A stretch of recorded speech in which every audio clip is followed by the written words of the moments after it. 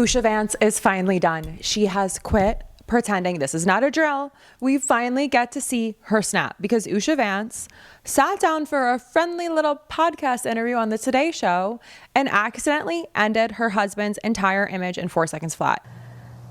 What do you mean? It is therapeutic.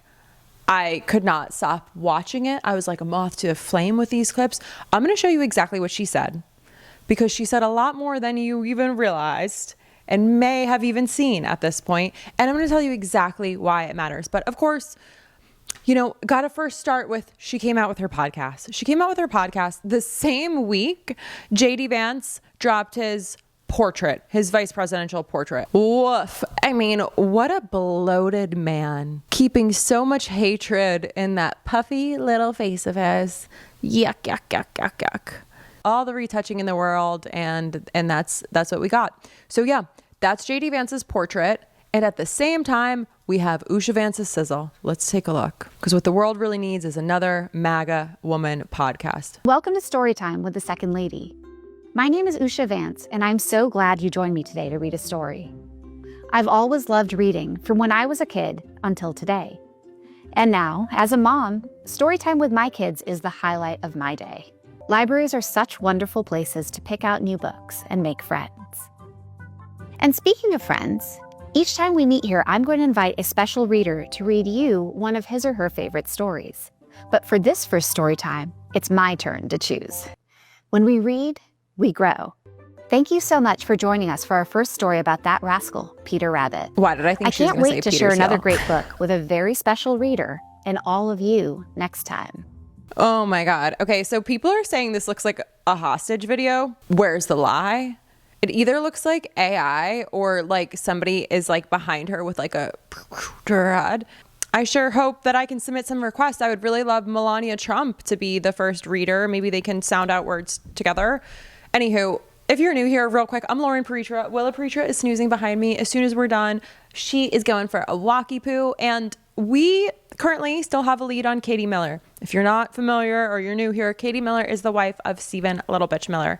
She married that pale white nationalist on purpose, and now she's building a podcast on the backs of trafficked immigrants. And we're fully bootstrapped, so consider every sub, every hype, every comment, 6 words or more, every individual action, save or share.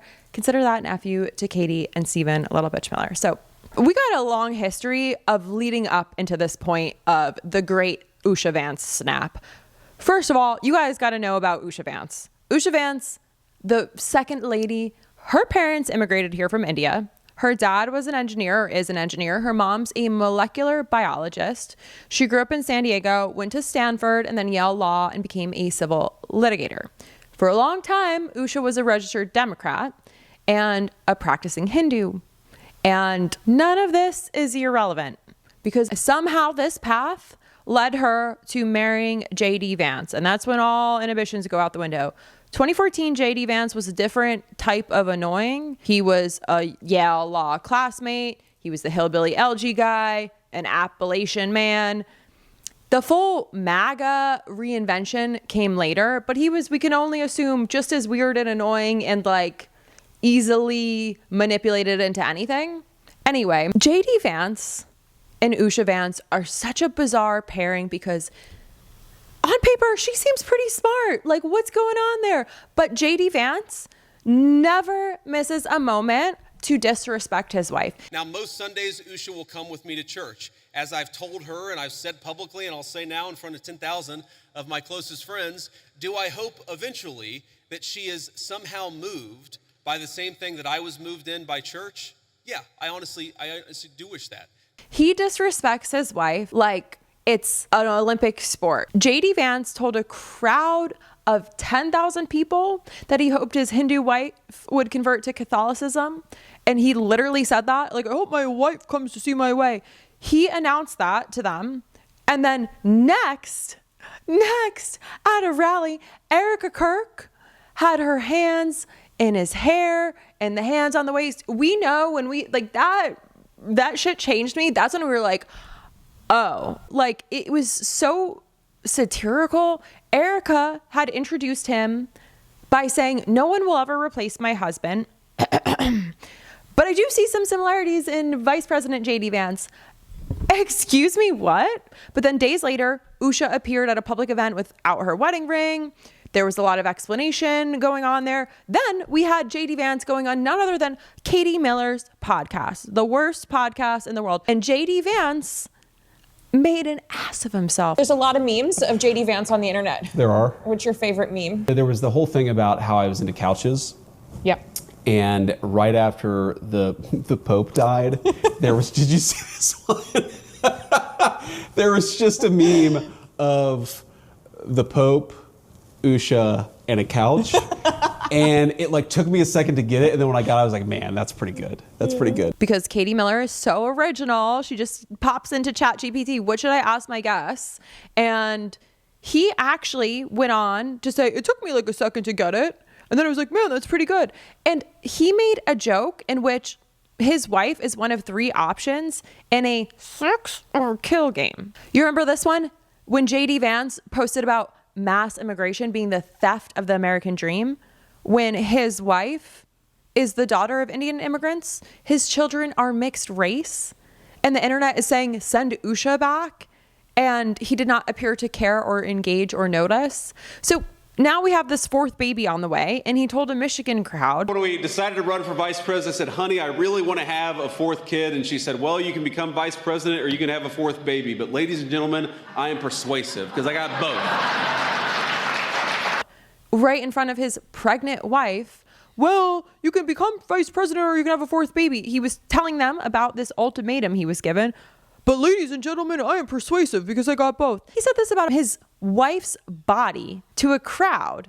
And she had called their private disagreements like a privilege of marriage. He skipped that part. Usha Vance knows damn well if she wants to improve literacy, maybe talk to her husband about the administration. Because this administration has spent a year gutting the infrastructure that teaches children how to read. Department of Education cut nearly half of its workforce under Linda McMahon of the WWE, who's currently our Secretary of Education. Like, it is just what? The agency that measures whether children can read was wiped entirely. So how will we know if this podcast is working? Because their solution is Usha Vance doing a reading podcast. The answer is we won't, because she doesn't even believe any of this even matters. Watch this. Do you own a MAGA hat? I don't really own any hats. I think I have a Disneyland hat, I want to say. Okay. I just wondered. Not a hat lady. Okay, gotcha. So NBC's Kate Snow, at the end of this breezy promo, asked Usha Vance, hey, do you own a MAGA hat? Which was chef's kiss. Just watch her face before the words come out. The look on Usha Vance's face says everything her mouth won't. I don't really own any hats. We see the hats. What a weird PR spin and a little nervous laugh. Usha Vance is just warming up to throw JD Vance under the bus. So yeah, clearly her brain went to Disney, where JD Vance was also, remember when JD Vance was like booed out of Disneyland? That was great. His wife will not wear the MAGA hat. She won't even say it. So Usha, like, get out of there, girl. Run. This ain't right. And this was supposed to be a gotcha moment for Usha, and she kind of made it a little bit worse. Her team booked this. Her team scheduled it. And the promo interview, this is for a children's podcast. So it's basically as low stakes as it gets. And she couldn't even give the single most basic loyalty signal to her husband. And the dodge made it so much worse. And then this is where shit really goes sideways. Earlier in this interview, Snow asked Usha if she felt comfortable in the MAGA universe. Have you had the conversation about whether he might run for president? You know, everyone asks me. My attitude is none of this has been planned. I think that my role here is to support him in what he might wish to do and to help him in this moment. In 2014, you were a registered Democrat. Mm-hmm.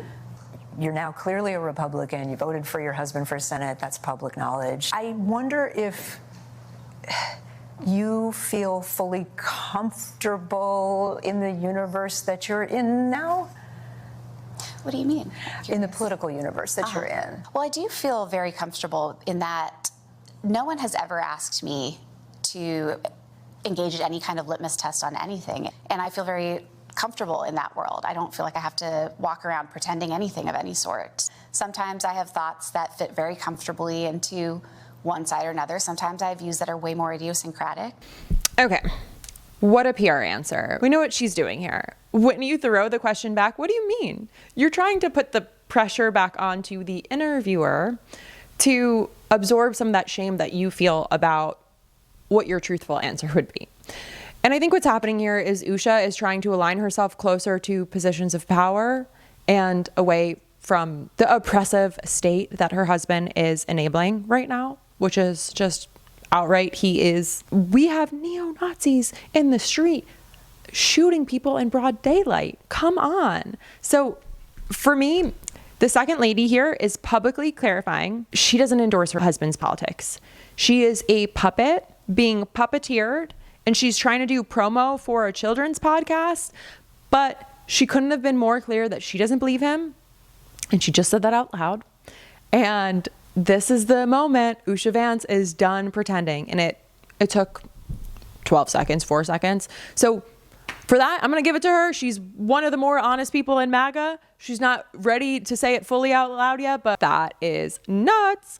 So we're going to keep talking about this. We're going to keep digging in. There's going to be a lot more here with this story time with the second lady. Make sure you're subscribed. Make sure you turn those notifications on. Look for the Lauren Preacher Show where you get your podcast. We're coming soon. We're getting that all locked and loaded. So look for us on Spotify, Apple, and again, wherever you get your podcast, and make sure you're subscribed here. This will continue to be our home where we put everything first and foremost. And let us know in the comments what you want us to dig into more next.